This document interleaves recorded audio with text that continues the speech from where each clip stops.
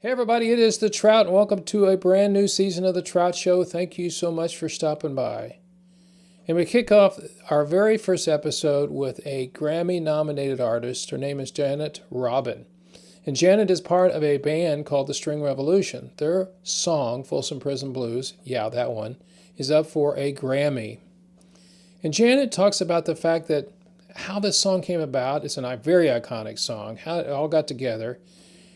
And they also went into Johnny Cash's old hunting cabin, which is now a studio, with the help of Johnny's son to put this song together that resulted in a nominee. But they also brought in one of the most phenomenal guitarists out there, Tommy Emmanuel, to play on it too. So Janet talks about the history of how that all came together, because sometimes, magic does happen in the studio. And they did it all in one day, which resulted in this nomination.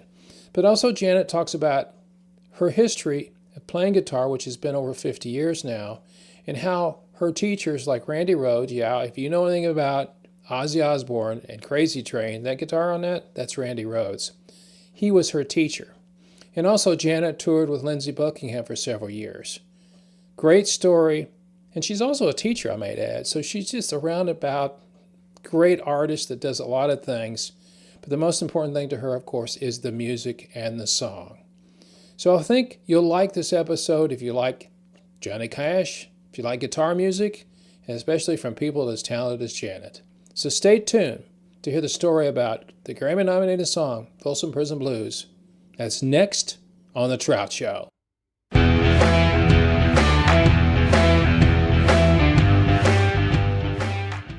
So then I started looking into you guys, and of course, everybody knows who Tommy is. Come on, if you're a guitar player, you know who Tommy is. And I immediately went to the song that you guys just finished and putting out not too long ago, Folsom Prison Blues. Yeah. All I can say is that must have been fun. It was fun. It was even more than fun. It was just like kind of magic and exciting. And it was also a blessing to be at Cash Cabin, and also with John Carter Cash producing and guiding. That whole thing, okay, let's start at the beginning. How did that all come about? Not the fact that who decided, hey, let's pick up Folsom Prison Blues and let's redo it, and then let's call his son, and then say, hey, can we call record Tommy? it? Yeah. And then let's call Tommy, and then say we're going to go to Tennessee, and we're going to record in Johnny Cash's son's recording studio. How did it all kind of fell into place? How did that happen? Well, usually when things fall in place, it's because a whole bunch of other shit happened before that. Right. Yep. So there is a whole story as to why all of that sort of came together. First of all, the String Revolution, being an instrumental guitar band, we of course have a lot of originals, but to get people's attention, we decided on the project, we decided to do some covers, and we are all of the ilk when it comes to covers, in thinking, why do the cover the way it is? Obviously it's not going to be the way it is anyway, because we have no vocals. Yep. So every cover we've ever done, we've changed it up quite a bit. Like, you have to do it in a way that it doesn't lose the soul of the original. Yeah. Yet you got to put your own thing on it. Yeah. And not only being guitar instrumentalists, but just what is the sound of the String Revolution? Because we have a sound, kind of, the three of us come from very different backgrounds, and when we come together and arrange songs, if you come see us live, you'll be like, oh, that's Janet playing that part. Oh, that's Marcus playing. Oh, they can tell. Sure. So we had done Crazy Train last year, the Ozzy Osbourne Randy Rhoads song, because Randy was my guitar teacher growing up. I know. We're going to talk about that in a second. Yeah, and so I'm leading up to, we had a guest, Steve Stevens, the great Billy Idol guitarist. Oh, that is too, yeah. Right, and then we decided, and that did really well for us. Then we decided, let's do another one, So, and we cover so many different styles. I think being an instrumental band, you can really do that. Yep. So I had worked with John Carter Cash on two previous solo. I used to do singer-songwriter, guitarist type of stuff, and he produced two other records for me. quite a while ago. One back in 2010, and then another one in like 2016. And I was just actually thinking of, well, what should we do next? That's totally opposite of Crazy Train, so another genre, another Well, artist. it wouldn't really be hard to go something completely opposite of the Crazy Train. No, and I thought about Folsom. I've always loved the song. I of course love Johnny. Yeah. I don't consider him to be only country. He's just an amalgam of so many genres, and I know he loved rock and roll, and he was a rebel. So I just thought, oh, would be really kind of badass to do Folsom Prison Blues, and the boys in the band were like, yeah, let's do that. And then of course I was like, well, we should call John Carter, first of all, to get his blessing, and then second of all, to ask him just point blank, would you like to be involved? This is your dad's song. And he's a great producer with this, like, these amazing instincts, because he grew up around really, music royalty. Does he play himself? He does play and he sings, but I think his forte really is just this, producing. Yeah, this producing instinctual, like, I don't know, he has this kind of magic thing about him. And then of course I thought, well, if he's going to sign on, let's do it at Cash Cabin. And that's where I did my previous solo record. Oh, okay. All right. So I had flown out there already and done it there. And I knew that place, it has a vibe because it was originally Johnny's hunting cabin. Now, where is that? Where is it in Tennessee? It's in Henderson, which is okay. like I know where that is. Yeah. 20 minutes from Nashville. Yeah. And they turned it into a recording studio when he was kind of doing the American recordings with Rick Rubin, his last, like. Oh, yeah. Yeah, where he covered a Nine Inch Nails song. And is that the one where he did Hurt? Yeah. Yeah. Okay. That's where he did it. Yeah. And it created such a vibe that they fully turned it into a full-on recording studio. It's still not that big. It's just like a 2-room place, but it has all of his stuff around, all of his, he's a hunter. So there's a lot of stuff. Animals. I did notice the things on the wall. Yeah. There's that, but then there's like amazing photos of him and June's personal things are around. Saw a picture of Roy Orbison. Yeah, there's Roy. I mean, all his friends, and it's all personal stuff. And his rocking chair is there, and all of his instruments are there. I mean, so what you're saying is his presence is there when you walk in. His presence is 100% there. Yeah. And we had to do it there. We just had to. And John liked our demos. I know he was hesitant, but when I talked to him about it, that was before I sent it to him, and he's like, well, send it to me. So we sent him the demo. He's like, okay. I think he liked it too, because there were no vocals. It was really, really a new take on one of his father's classics. And when you think about that song, and you think about, you can't hear anybody else singing it. No, not really. I mean, anybody else covers it, it sounds like they're trying to sound like Johnny Cash. Yeah, you can't. Which doesn't work. No. So when you do it, like you said, when you do it that way, that's a completely thing. Takes that out of the mix. Well, that takes it out right away. But you still want to have that melody there. And even when we cover songs, again, like I said, you gotta still have the soul. So the melody is so catchy and so cool, the phrasing and everything. So yeah, John signed on. He said, I want to be a part of this. I want you guys to come here. Let's do it here. And then, so we, that's what happened. And then literally like a few days before, we were thinking about having another guest on it. And we were like, maybe we should have another guest like we did for Crazy Train. Who should we have? And I mean, I was already in Nashville doing a rock and roll fantasy camp, which I mentor at a lot. And I was thinking of people, well, it'd be a lot easier if we had somebody who lived in Nashville who could actually come to the cabin, rather than often what we would do is finish the recording, take it home, send it out to somebody's manager. Tracks, all that stuff. Yeah. And then I was like, there's so many great musicians that live in Nashville. And I was like, wait, just a few. Tommy Emmanuel, who I opened for, speaking of the Czech Republic, like 10 years ago, I opened for him in Prague. And I was like, Tommy lives in Nashville, and I wonder if he would remember me, number one. And number two, more importantly, would he be interested in this? And number three, he's never home. He is He never, tours all the time. yeah, he is Yeah. never home. So Yeah. I looked on his website and there was no tour date. There was a bunch of other dates, but nothing on the date that we were going in on. We had one date at Cash Cabin. We did this in one day. One day. Wow. One very long day. And Yeah. our manager called his manager and we sent the demo, and Tommy, wrote back as, I'm home and I would love to do this. I've never been to Cash Cabin. I've never met John Carter. Who is the String Revolution?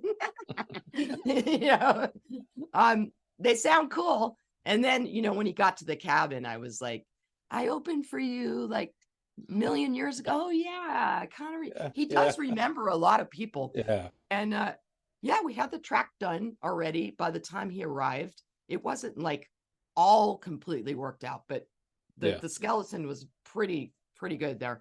And he laid down a few different takes. And he stayed for a few hours and we had a great time. And then he left. And that was that. Yeah. He came, he saw, he did, he's gone. That's my long-winded answer there. But yeah, you can see like the trajectory, of what led up to that one day of recording there. Now, and the fact that when was that recorded originally? I'm sorry? When was that recorded? January 28th, I think. Okay, so it's almost a year old. Almost a year Because old. I mean, I know about the record, how it takes everything so long to get everything done. Oh yeah, I mean, we got his tracks and then we had to do some editing and mixing, and mastering, and all that takes. And then we had to do a video, which, if you watch the song on YouTube, that video is from a friend of mine who shot it on her iPhone. It's good. It works. We really wanted to release it, and it's very expensive to do a big production of a music video. So we were thinking, why don't we just give people a kind of bird's eye view, not dog's eye, bird's eye view of what went on in the studio. And we used my friend's video, and a lot of it matched up to exactly what he was playing because she was able to record him when he was laying down. Oh yeah, so you could sync it. Because there was some syncing. Yeah. You can't. Let me tell you something from a guy that sees these all the time. Yeah. You can't tell it. I mean, you really can't. I mean, and it has that not homemade look. It has that I was there look. Grainy. And I'm there. I really kind of, because really, we all know that's been the studio. If you record what you did, most people would be yawning because you'd be sitting there because they sit, because of the hours that go by. You were like sitting there. Can we have lunch yet? And you're like, okay, so you got to condense that down to whatever 3 minutes or 4 minutes, whatever it is. Yeah. Which is really, I think that's what people want to see. I mean, I'm a musician. I wanted to see it. You want to see where it was recorded. Yeah. And so at the end of the day, it looks great. It comes across fine. I think it, it shows the song. It shows how we worked together. Yeah. And the vibe of the studio, like you said, you can see all the things in there. There were so many more things that happened though. Like, John Carter said, you want to play my dad's, 1932, 19, whatever. As a Martin, I assume. Yeah. Yeah. Martin H, and Marcus in the band is like, yeah, sure. And then, we finished around 9 p.m. John was already gone, and Trey, our amazing engineer, he's like, I want to show you another guitar. It's really cool. It's Luther Perkins, 1952 Squire. Telly. And that's what you have. Is that what you're holding in the video? No, it looks like. I guess not, because it had too many pickups on. No, this is a Strat. The Squire is more like a Squire Telly. Okay, but I think there was one picture, because I said you got all these acoustic guitars, and all of a sudden you're holding a Telly. Yeah, I have my Telly in the other room. Oh, okay. My Telly Butterscotch, 52 reissue is my main axe when I'm playing electric. Although I do have 2 Les Pauls. But yeah, so Trey brings out this beautiful Squire Telly, and he's like, this is Luther Perkins, guitar. And he played this guitar in the original recording of Folsom. And we're like, wait, what? and then I had this idea, because we kind of mimicked this one lick, down. Yeah, I know. Yeah. And I was like, you know what? Can we everything's acoustic on the track, but could we do that lick on this guitar? And he's like, yeah. And I said, well, we were going to close up and you're going to go home. He's like, no, take off your coats. I'm setting up all the mics. He gets out this amazing old Fender, tattered, piece of, well, it's not a piece of crap, but it looks like it's been through a tornado. Yeah. Brings that out and, some amazing mics. And Robert, our other band member, he plays the lick on the recording, and we both play it live, but on the recording, he plays it. And I was like, you got to now double that with Luther's guitar, know? And we sat there and recorded that, in the very last minute, right before we left. And that's on the track. And, there's so many like swaths of magic and, well, you know what that is? I think to me, recording. When I heard it, of course, when it first starts, you're like, okay, what the hell's going on here? I know, you're like, what is this song? Okay, I know eventually they're going to get to the melody line sooner or later. Right. And you got all the octave stuff going on, the string pop and all that stuff. Right. And then this little ditty comes in, don't, and they're like, okay, the song's done now. You got the part in there. Do you have to go through a bunch of management people? If he says he wants to do it, then he has to go to his people and his label and all that nonsense. Do you have to get all that done before you can release it? Well, I mean, I could have gotten to him personally in other ways because I know people who know him very well. Yeah, and I know he would remember my name. But the professional way is to actually management to management. Sure. And he only has one guy that manages him in Nashville. And Miles Copeland and John Bevilacqua are our managers. And John just reached out to Brian, his manager, and they all, I assume they all kind of know each other or know who they are. Well, so they know of each other. Yeah. And he explained to him what was going on. And this isn't a big budget. We're not going to turn around and pay him $20,000 or some crazy shit like that. And I think Brian was maybe, not sure that Tommy would be interested, but he always passes things on to Tommy. That's a good manager right there. Yeah, right there. Yeah, right there. That's a good manager. Don't, even if you think maybe this isn't worth it or something, you still pass it on. And so that's what he did. He passed it on. And Tommy was like, this is cool. And like I said, he'd never been to Cash Cabin. He lives in Nashville. He never met John Carter. I know he knows how to play Folsom because I saw a video of him playing it with a bunch of other guys. And they were really just jamming, playing it, Right. It's totally different than our arrangement. So I knew he knew the song. And then I thought he'd be perfect to play the melody. Perfect. And in fact, we didn't really say that when he walked in the studio. I mean, he's like, do you have something in mind? And you never really want to do that with a guest like him, especially. No. You just, here's the track. What would you like to do? Yeah. We kind of hear you playing the melody. We left it open. I mean, we can play the melody, but you're here. You're here. Yeah. So, the best way I think to capture somebody's best performance is to let them do what they do. Yeah. Just let them do their thing. Right. You have absolutely no concept what the other person's going to put in there. And that's what makes the magic to me.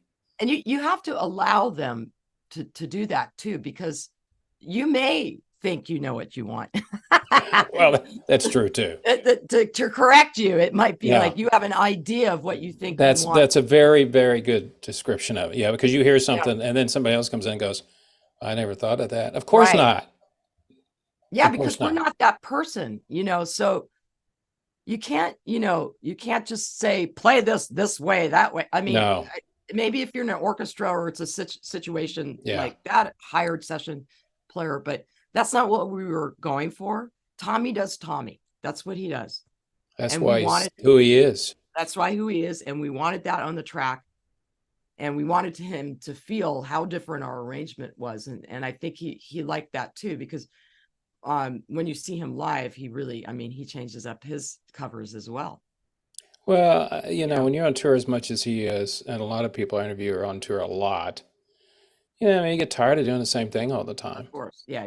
Glenn John's a great producer. He did an album a few years ago with Eric Clapton. He says Eric Clapton never plays the same lead part the same. Yeah. He plays something that sounds like it, but he never repeats the same thing, which he could. Which is great because that also keeps it fresh, not only for the player, the artist, but also for the audience. Well, the player, we get tired of it. We do. I mean, you know, go expanding ahead. it is more fun, isn't it? I think about the Rolling Stones on tour again and thinking about some of my favorite riffs that they did, like Monkey Man and things like that. And they're just iconic. And you're like, well, okay, he can't change that up. Right. Because Right. it's just part of the song. I want to go back to kind of at the beginning of your beginning. Yeah. So the year you were born, at least what Wikipedia says, and we know they're always right. That was the year I basically started playing guitar. The year you were born. And I started when I was 12, which is actually a year before that. And so when you start, and I read everybody's bios and try to find out as much as I can about them. But you're in a situation where you came out, which was all boys. Yeah, pretty much. In fact, even as you get older, the year you were born and even later, it's all, get into the hair time and all that stuff. Right. Hair metal. Yeah. And, and I know that you were probably from the very moment that you picked up a guitar, you had it or realized it. Somebody told you along the way that you had it. What did your parents think about my parents were so supportive and so amazing. I lost my dad a couple of years ago, but my mom is still here, and just the two that I was, the only girl, the youngest, two older brothers, and I was in so much competition with them. It was like I wanted to be them. I wanted to do things they did, and when you're young, you're trying to find out, things that make you feel cool. Yep. I couldn't play football with them. I wasn't into sports anyway. And then, I tried dancing and karate.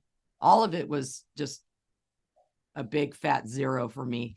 My brother, Steve, started taking guitar lessons, and my mom started it as well. And I was surprised that my mom was doing it because, of course, all of my,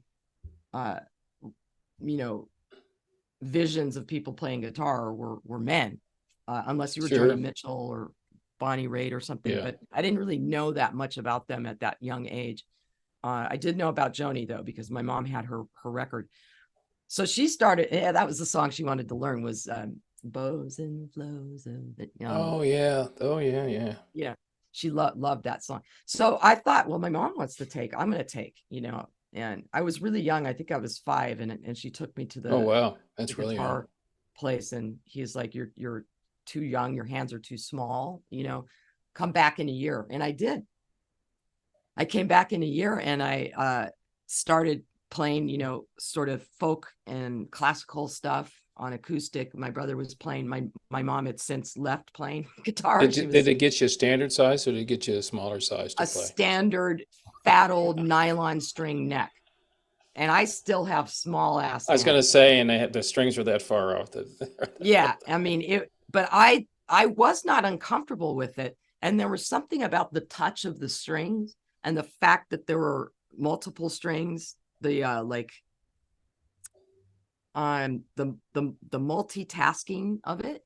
Mm-hmm. There's something I liked about it. Mm-hmm. And it was just the two hands. And also I wasn't in a class with a bunch of other people, which was really like terrifying for me, with karate and sports. Oh yeah. There was other people there. Sure. Yeah. So it was just like this solo thing that I could hide away in my room and just, practice alone. And, and that was really, really great for me. It became my best friend.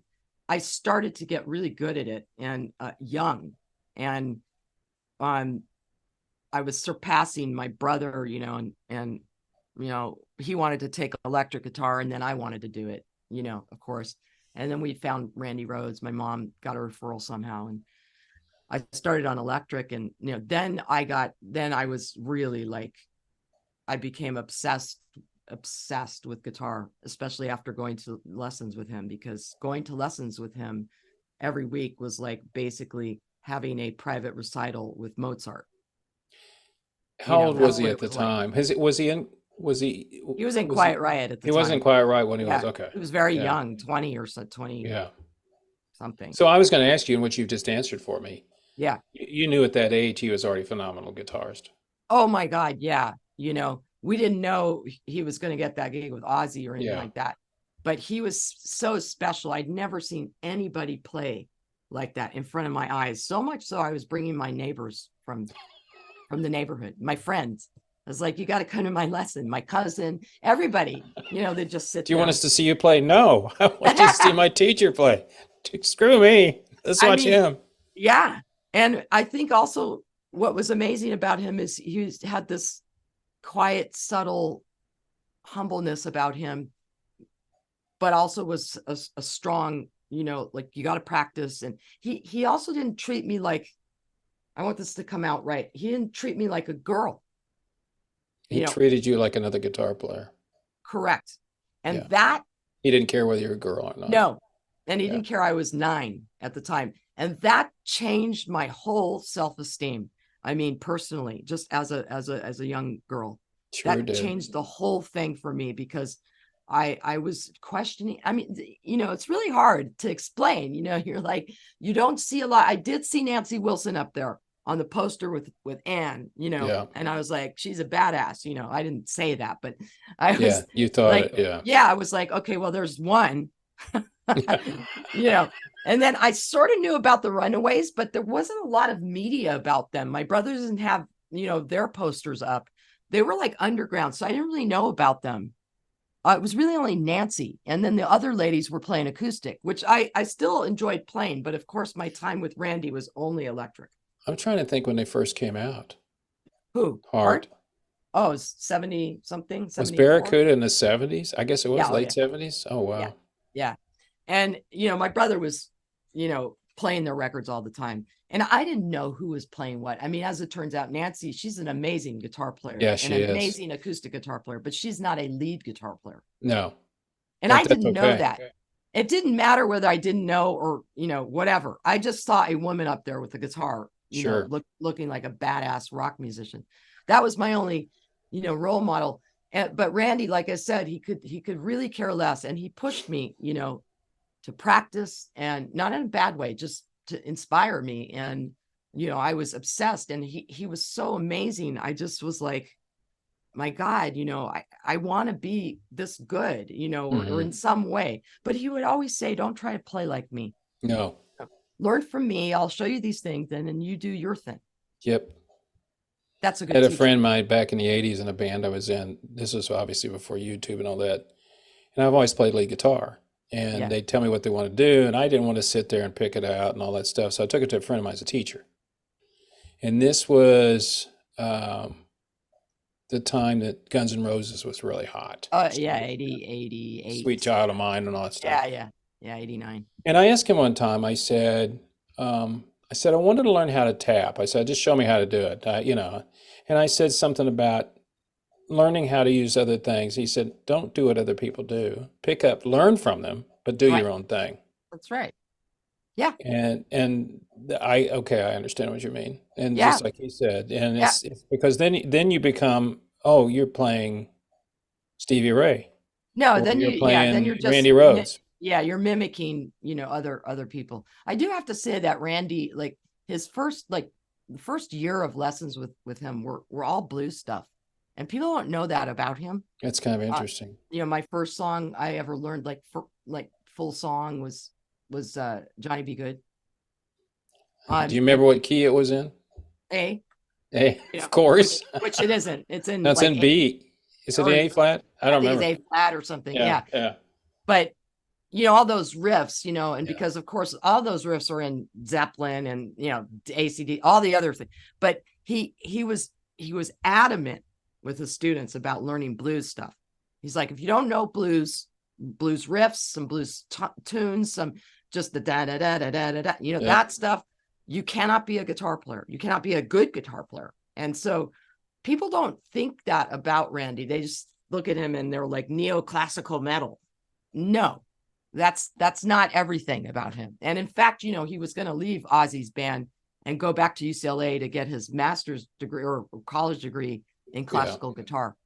That's what he was going to do, and go back. What's funny is when you see people, like one time I saw Alex Lifeson playing, and he wasn't playing Rush stuff, and he was playing something else, and I'm like, well, that's kind of different. I mean, Right. you expect them not to be you expect all the time they're going to be doing some No. Rush song, and it's like, no, Yeah. they do stuff all the time, and they have to start out, and that's why I 100%. started. Of course, I was the Beatles. That's when all this started with Oh, I me, love the Beatles. I and I was still listening. remember. How am I going to ever play an F chord?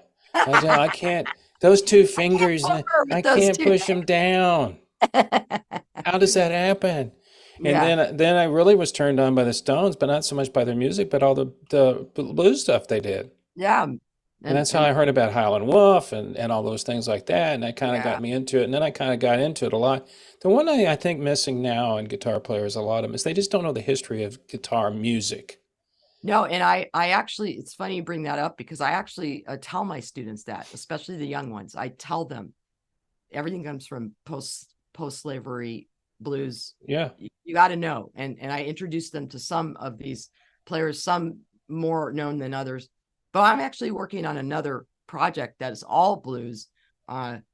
It's taking very, very old recordings from the early 1900s and through like 1940, I think is the latest one. And like the master recordings, of which I secured the rights for. And Cool. I am putting new instrumentation over it. Now, some people I know they're going to be like, blasphemy, they're going to be like, oh my God, this white Jewish girl, what is she doing? She's It's not true, a blues though. player. It's true. Yeah. It's like, but You missed a note in that song. right. Yeah. Like the string revolution, I changed it up, but I put a new a new stamp on it. I didn't turn it into like an EDM dance track. I didn't do that. I just updated it. I playing all the instruments myself, and I really kept it rustic. Like I don't have drums here. I can't fit drums here in my studio, so I took like a pillow, like one of those pillows there. Yeah. I I see it close right there. mic'd it and I hit it, with Yeah. my Just to give you the drumstick. beat. Yeah, and that sort of old sound, like I Yeah. close mic'd it. So I'm working Yeah. on Because that the project. recordings sucked back then. They were terrible. Well, And they of course, they did. were all live. Right. They were all with one mic, Yeah. One and mic. they're Yeah. all out of tune, Oh, yeah. and they're all out of time. I had to actually learn the track, to play to it the way that it ebbs and flows. So I have about 15 tracks of those done. What are you going to do with them? What are you going to do with them? So it's called Blues Renewed. It's an actual project. I'm calling it Blues Renewed, Oh, Volume man. 1, Volume 2, and I'm going to release it. That's great. I'm not sure when, but it's pretty much ready to go. I think I'm going to remaster it, but I know I'm probably going to get a lot of shit from it. It doesn't matter, Jen. It doesn't matter. To It's be what you honest with love. you, for the African American blues community and musicians I've played it for, they think it's great. It's the white folks. Oh, it's the white folks. It's the white folks that are like, what are you doing? These people Yeah. didn't make any money, that nobody knows who they are. And I was like, I understand that. And that's terrible what happened. But my job is to introduce this music in a somewhat more updated way to educate people as to where rock and roll came from. And specifically the tracks I chose are guitar vocal, specifically guitar rock and roll guitar.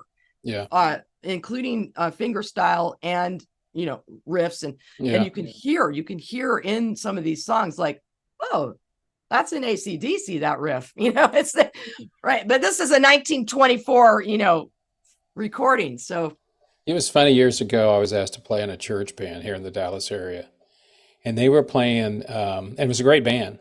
The first time I heard them, told my wife, I said, there's like 5 people up there that are professional. Those are not your typical church people. Yeah. So they said, can you come in and play lead? And I said, yeah. And I didn't really know. I grew up Southern Baptist. That's why I'm so screwed up in the brain. But so we're all screwed up. So, I knew the old rugged cross notes. So I started playing this music, and they said, how come you can pick this up so fast? I said, because that's a Pete Townsend riff. That's a Beatles riff. Right. It's all been and I passed. said, it's that. And, mention people. When I was a kid, I used to buy Segovia records. Oh, amazing. Because I would sit there and go, how does one guy do that? That's not right. He sounds like 3 people playing. That's just not right. And you talk to some younger players and say, who's Segovia? They don't even know. They don't even know who the people are that play in the bands that are famous. No, no, You know, they don't know. And, as a guitarist and as a teacher and educator, I want even my older students, I want everybody to know where the roots of rock and roll are from, and specifically with guitar, because it is an African American invention, and it comes from America solely. Yep. And this is where it's from, and these are the people that made it happen. And then it got, transformed in, lots of different ways, and here we have rock music now. But and the sad thing for me is, I don't use a lot of pedals. I never have been. I used a rack mount for a long time. Yeah. And, and I see people that have 30 pedals on the floor and all this stuff. Yeah. And I tend to like people, the aforementioned Clapton, who use he doesn't do much. He doesn't have to. He sounds like Eric Clapton every time he plays. But he doesn't have a lot of stuff. Pete Townsend, when they were touring years ago, he had like a Boss overdrive pedal on a couple of songs. That was it. You're like, and now everybody has to have this vast array of stuff. Well, I think it depends on the music. Sometimes. Well, yeah, I'm talking about metal. I mean, rock stuff. That's. No, I don't have very many pedals either. I'm pretty much a conventionalist when it comes to that. When electric and acoustic, I have two separate pedal boards for each. Oh, I'm sure. Yeah. In the String Revolution, it's only acoustic, but. And also for traveling, you got to make it travel friendly, and it's so hard to tour with gear, and everything costs so much money. I was doing a thing this year, and I'm going to continue to do it next year too, is more women that play guitar. Most of them, a lot of them are blues women. God bless you, Rick. Well, but I mean, people don't know who they are. It's a blessing and a curse in some ways. With my particular career, sometimes it helped because it was a niche.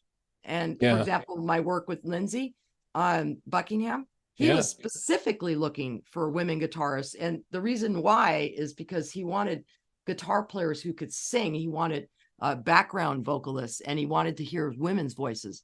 But he's like, if I'm going to hear those, women, female vocals, I want them to also play. So see, sometimes it was very helpful to be in a niche. Other times it was like, there are these lists, and I know I have quotes on my website and all that, female guitars. I mean, so some press sometimes helps too. It gives you, more recognizability, if that's a word. But you're right. It's like when you listen to a recording, unless you see a photo or a video of that person playing, you have absolutely no idea if it's a male or a female playing. No.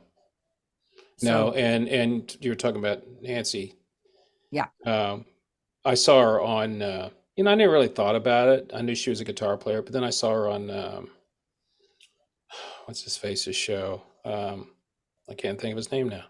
And he said, would you play a little something? So she played the beginning of Crazy on You. Yeah. Yeah, she's amazing. And she was sitting there playing, and I went, oh my God, she's really good. She's really good. And I don't look at it from the standpoint she's been playing this for 40 years. She's really good guitar player. I got into it. Yeah. I wanted to get more women because since a blues person, there's a lot of blues women, and I kind of lend myself to women that play bass, because that's really way out there. There's several really good women bass players though. And I always want to go, how would you first off, you play guitar, but you play bass, and it just intrigues me a lot. Yeah. In your situation, it didn't take me very long, and I look at your bio and I listen to you. How long does it take me to figure out that you're really good at what you do? And to me, this is the part that probably most people wouldn't understand when you recorded. I would bet, I wasn't there, but I bet you there's no egos in that room.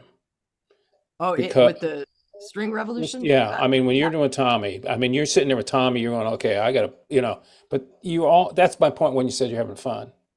There's no room anyway for that. No, because you play different than he does, and she plays different than that person. And it's like you're all good at what you do. No, you can't really have that in any art when you're creating with a group of people. No.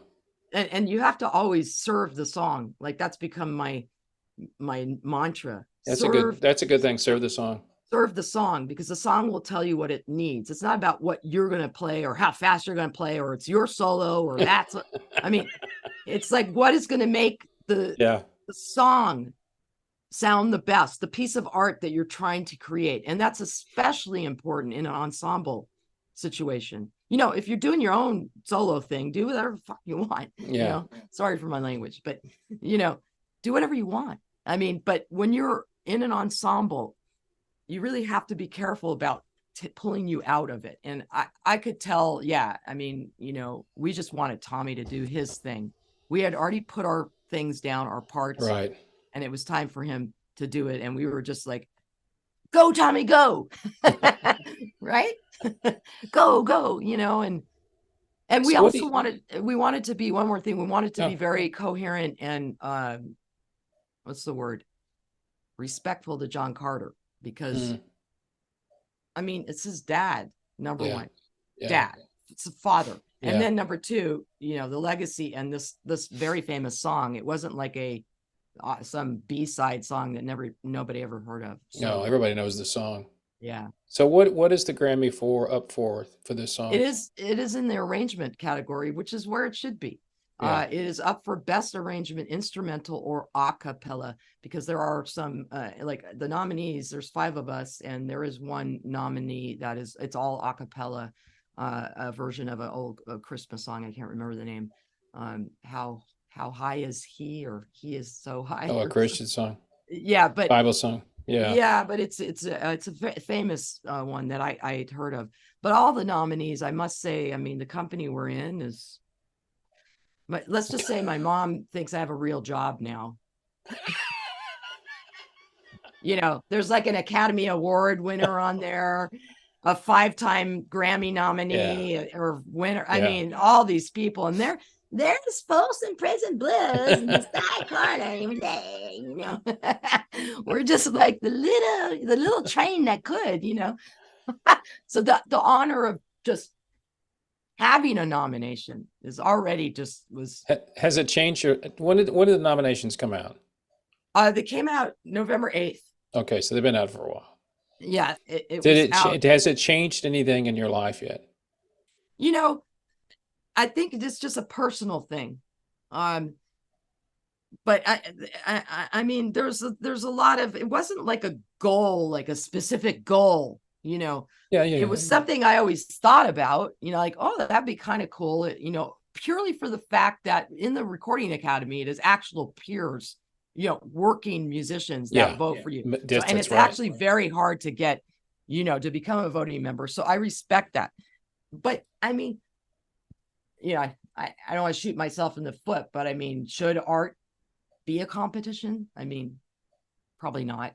You know, I mean, well, they have so many now. I mean, I've lost track of how many. Should we even have the Oscars? I mean, I know Robert Redford doesn't attend. He doesn't like competing against fellow artists. I don't really know all that. I tried to put that out of my head and just be like, you know what? This is a great honor. I appreciate my peers taking the time, number one, to listen to the track. Just forget about voting or whatever. Just listening. I mean, it's so hard right now, you know. There's no more CDs. Everything's online. Everything's streaming. You know, we didn't tour for like 3 years because of the pandemic. I mean, just to get people to sit down and listen to our songs of a band that is not that well known, I was really grateful for that. And I really liked the process of listening to other people's submissions. Many of them I would never heard of these people. I think with the advent of, you know, the internet and streaming and MP3s and all that. I mean, here's the thing, you know, the ability to release your own music, to tour on your own, to promote yourself on your own. I didn't grow up in that. I grew up, it was all about the record deal. If you got a record deal, you know, that was it. But that's not the case anymore. So that's a really cool thing. That's a great thing. And like I said, there's a lot of artists that, you know, we probably wouldn't know about or get to listen to had it not been for streaming and DIY indie artists and stuff like that. So that's the good thing. But the bad thing is, some people shouldn't be releasing music, maybe. No. And then, you know, there's just so much of it. So I think, to answer your question in another long-winded way, because clearly I like to talk, Hey, you're a guitar player. What else? yeah, right. Or I like to hear myself talk. I mean, has it changed me personally? Maybe in some ways. I mean, I don't want to take it too personal, but on the other hand, I appreciate the validation. I really do. I've played 51 years. You've been playing a long time. My ass off in this Yeah. career, And you've had a great career. Thank you. And in at least on paper, it looks good. I don't know about the rest of them. I mean, yeah, there's been you've played with so many different people, written music for different things. You did sync licensing. You've done everything. Yeah, different. I tried the singing solo thing. I've toured. I mean, and I think that makes you, you know, a whole artist, and makes you appreciate when you do get some kind of recognition like that. What's your favorite though? What's your favorite thing to do, music wise? I mean, the genre. Oh, well, my favorite thing to do, first of all, is to perform live, period. Oh, yeah. End of story with that. Yeah. Because I am definitely a live performer. But genre, oh my gosh, you know, I'm a 70s girl. I grew up with all of that stuff. Zeppelin, you know, Heart, Deep Purple. I love all that classic rock. On the same coin, I was obsessed with Beatles. I had every single Beatles record. And if you asked me what my favorite record is, like, of all time, it would be Sgt. Pepper's Lonely Hearts Club Band. And you know, you don't fit into the normal, because normally you can tell people's age by which Beatles album they like the best. All right. Well, my mom bought that record, and I have the original one that she bought when I was in high school, I think, when that came out, or no, I think it was in high school, because when it came out. And people don't know, that didn't live then, how different it was, because they controlled the music industry. I mean, it was like and I don't think they sat around and thought about it. I don't think they sat around and oh, you do this. No, you know, I don't think that happened. I think they just wrote. Yeah. And then when the movie came out a couple of years ago about them recording, I mean, working together and like sitting down, okay, we'll do this, we'll do that. And just like every other band in the world, they got sick of each other. I mean, you know, it's like with your family, you can just move away. Yeah. But, you know, with a band, it's tough, because you're involved in so many different ways. And so when you listen to them, and I've told this story many times, when Abbey Road came out, I listened to it for mistakes. I did. I mean, I'd go, okay, I'm going to listen. There's got to be something here. Right. There's got to be a wrong note. There's a note. And I listened to that thing over, and of course it was an album. You know, and I put the headphones on it on my parents' Magnavox stereo. Yeah. And listened to it over and over again. Of course, we all were living through the part when Paul died. You know, he was dead in 1972, whatever. Paul's dead. He's because, you know, he's walking barefoot. That's right. That was supposed to be the clue there. But no, I was obsessed with everything Beatles. I had their, you know. I did see where you did Here Comes the Sun. Right. I saw that. Totally different. And you capoed it like it should be. But did you play it? You didn't play it on 12 string though, did you? You played it on 6. You played the lead part on the melody line on the 6 string, which is you play a Taylor, don't you? I play Taylor, It's a DCSM Taylor, Dan Curry signature model. They don't make it anymore. But that's a funny story too. Here Comes the Sun. Another like great validation for me was doing that song, and somehow it got to George Harrison's estate, who Donnie Harrison runs. So Donnie runs that whole Danny. Donnie. Yeah, I got you. I call him Donnie because I think but it's DH. It looks like Donnie. Yes, it does. Yeah. So they tweeted it out. Are you kidding me? I am not. And I was like, oh my God, because you could ask me. I have a lot of favorite guitar players, but George is absolutely wonderful. He was unique, very unique. Very unique. And I was like, oh my God, wow, that was amazing. And then I was at a special event out here for something where he was speaking, and I went to it, and I was just like, okay, this is my chance. You got to go and say hi. I got to go up and say, hey, you know who I am. And I did that kind of instrumental version, where I bastardized your father's song, by playing it like, really fast and changing. I changed so much on that, And he's like, oh, you're the one that we tweeted out the video of. And I'm like, oh my God. Oh my God, he remembers me. Yeah. Yeah. So that was great. I would take all the little wins. I'll take You them know all. what? Look, that's a validation. And I think what we have to do as performers, we have to be validated somewhere along the line. We do. But, my mom told me I have imposter syndrome. I have been told that myself. You know what that is? Yes, I do. Yeah. We're never as good. We don't think we're as good as we are. Yeah.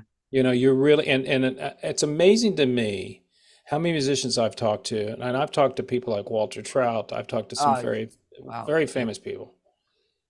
They still don't think they're that good. I mean, you're talking to them, and I'll say, but remember, you don't suck. Yeah. The reason why, excuse me, the reason why you are what you are is because you don't suck. You're really good at what you do. But I also think, but I'll just tell you this real quick. Yeah, go ahead. Yeah. I think that keeps us centered if we have that. 100%. And I think my parents helped me with that. Back to my parents supporting me, helped me stay grounded, appreciate lots of things. But clearly, I think if you're an artist, you're never good enough. Are you? It's not about being good enough. It's just that there's always something different you can do. So there's always this feeling of some kind of inadequacy, like, oh, I should try this, I should try that, and that's exactly what you want. You always want to be curious if you want to continue to be a good artist. Also, that keeps it fun and interesting, Yeah, because we never stop learning. I mean, Les Paul was the one that said, the guitar is what I forgot, I just read it the other day. He said, you can't beat it. It's always going to be ahead of you. You'll never learn it all. No. And I said, that's the part I like about it. Me too. What's it like to be a teacher? See, I used to be asked to do it. I don't have the personality for it. I don't think every musician or artist or sports person or whatever has the and you do the rock and roll fantasy camp, but then you do private lessons too. Yes. You do that? Yeah. Okay. And you live in LA? Where do you live? I don't even know where you live. I live in LA. I was born and raised here. Yeah. Okay. Yeah, I mean, well, first of all, I had the greatest teacher in life. So Randy was an amazing teacher. So, and an amazing player. So it can be done. And I think teaching is what everybody should do, no matter what they do in life. That's what we are here to do. Just like we are here to serve the song, we are also here to teach each other. Right. Okay. This isn't a religious statement. No. This is just a fact. Yep. So I know the guitar. I don't know everything about the guitar. I don't read music. I don't either. I can, but it takes me a week to read it. But I know the guitar. I know how to play. And if I can share that inspiration and that passion and joy with somebody else who also wants to kind of have it too, come on down. You got to pay me for it. You got to pay me for it, but come on down.